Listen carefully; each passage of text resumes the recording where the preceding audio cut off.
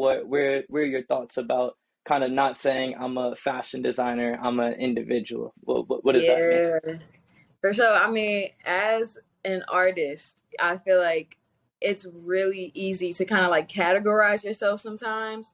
And I personally am not fond of that. Like, I've been called everything in the book because I do a lot of things, but I really just want to, be a well rounded individual. Like, I want to be just as book smart as I am creative. And I want to be just as intuitive as I am, researching. So, it's kind of like different levels to it, but I definitely have realized that the better that I take care of myself, the better that my art is. And as somebody that constantly has things going on, even as an entrepreneur, it's like your mental has to be so sharp. You have to be so disciplined in order to do anything, for the business, for yourself, for anything. So I've been kind of just really focused on finding a good routine and a good system. Systems are so underrated for artists. Like, I've been like really kind of getting into the nitty gritty of like how to sustain yourself even when you have a good idea. So now it's like, okay, when the good idea comes, now I know exactly how to roll it out. I have the formula. And it's just, it's kind of like deeper than rap almost. Like, I definitely feel like, there's an idea pool in the world. And it's not necessarily about who has the idea first, it's about who executes it best. So that's always my like biggest goal is like trying to just be better than yesterday and trying to figure out like how to hit that good in between of like the creative world and the business world. I feel you. I feel you. I love how you talked about routine and systems and discipline because like for me, I remember writing in my journal like a year and a half ago, like I have no discipline. Like Mm, I can't figure out how to consistently, put on every single day. And yeah, I had this thing that would happen to me where when Wednesday would come around, my week would fold. And like Monday and Tuesday I'd be good, but then Wednesday would come around and like my week would fold. And I was like, I just cannot live this way anymore. Like, I can't keep doing this. I'm not gonna get to the level that I want to get to if I keep doing this. mhm. And so routine became like my sanctuary to Yeah. work on myself. And I feel like that for me started in the morning. And so like morning routine, like I know every morning, if I know every morning, no matter what, I'm gonna go to the gym when after I wake up, I'm gonna write in my journal and I'm gonna read a few pages of a book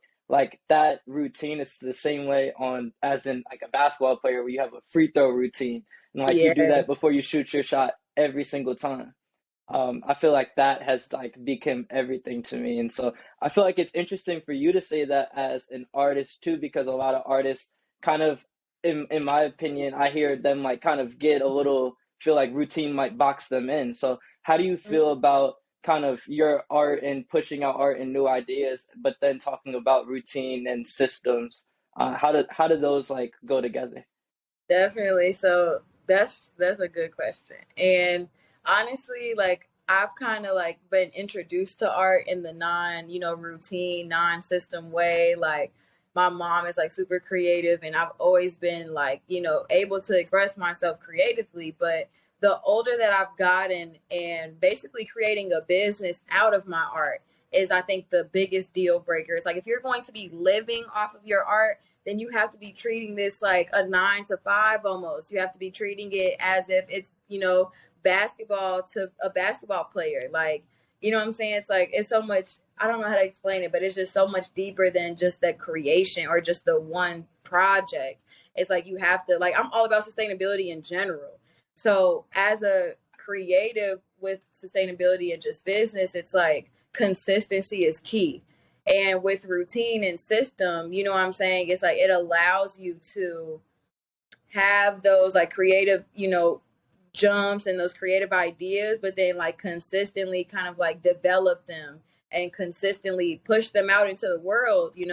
So sometimes that was like, as a young artist, like as a young adult in general, that was like my hardest thing. Like I would have cool, crazy ideas. I would want to do this and want to do that. And like I consider myself a visionary. So I always can see it.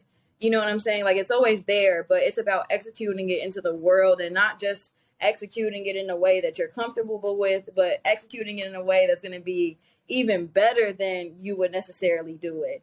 So it's kind of like that strive for excellence, but also just that strive for sustainability.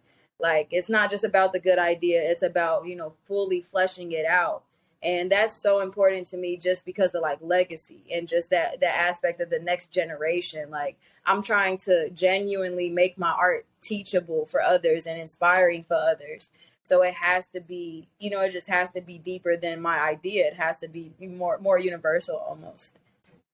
That's incredible. That's Thank you. incredible. And I love a lot of the different things you just said. And I want to kind of go into, you talked about kind of the difference between being an artist and then being like, oh, I gotta treat this as a business. And so I'm Hmm. very interested to learn from you, especially for a lot of other designers out there that are struggling between that balance of art and business. What is the difference, or what is that jump that you feel like you had to make mentally to treat it like a business? Definitely. So art is anything.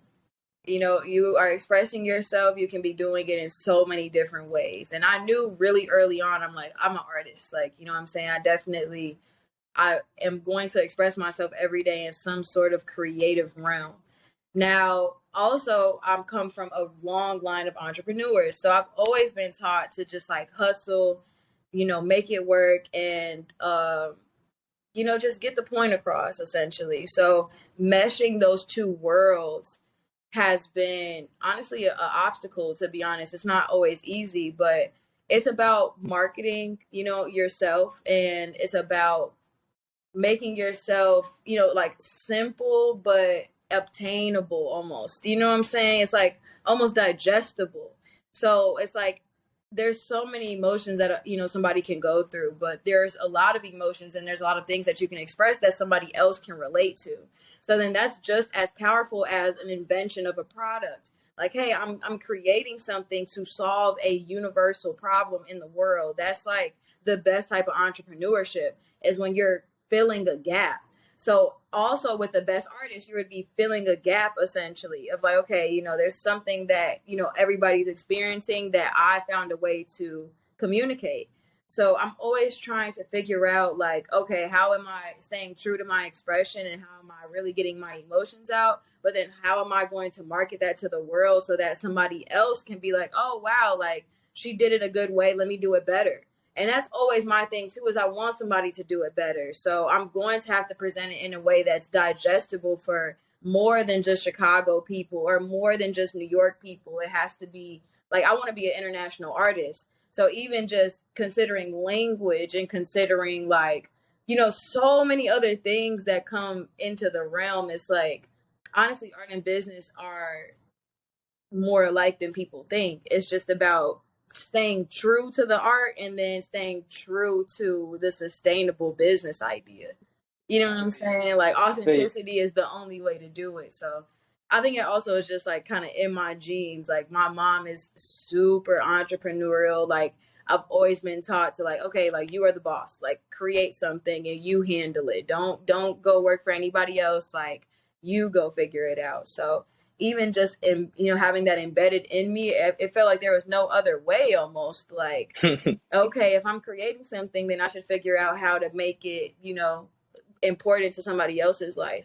And that just so happened to be through a business. So yeah. that's incredible. Thank I've you. been playing around this concept lately where I've been saying, don't start a business, don't start a brand, start a revolution. Yeah. And it goes into what you said in terms of solving a problem, right? Hmm. Whether you're an artist or whether you're a business person, everything roots from solving a problem. So if you stop worrying about the business, which is often conceptualized with making the money, or if you stop worrying about the brand, which has to, you're thinking about marketing and pushing this out and doing things that are other than creating. If you just Yeah. focus on the revolution, then you're taking people that have, a set of problems, and you're saying, well, this is my manifesto on how I'm solving those problems.